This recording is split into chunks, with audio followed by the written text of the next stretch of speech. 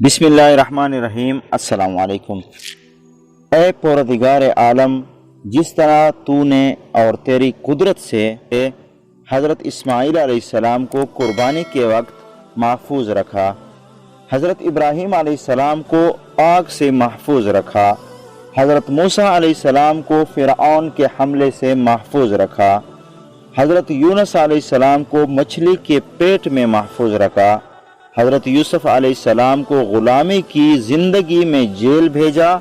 اور پھر اسی ملک کا بادشاہ بنایا اور خوابوں کی تعبیر جیسے عظیم دولت سے بھی نوازا، حضرت عزیر علیہ السلام کو 100 سال تک سلایا اور کھانا گرم رکھا، حضرت سلیمان علیہ السلام نے تمام انسان، جن، چرند، پرند، ہوا، پانی پر بادشاہت کی،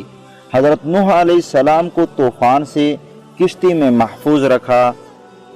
پوری کائنات کے پالن پروردگار عالم ایسے ہی اپنے پیارے نبی محمد صلی اللہ علیہ وآلہ وسلم کے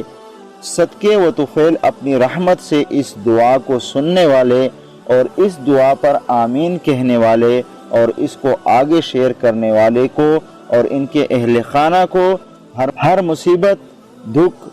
آزمائش، افلاس، تنگی، قرض، مرض، بھوک، پیاس، بیماری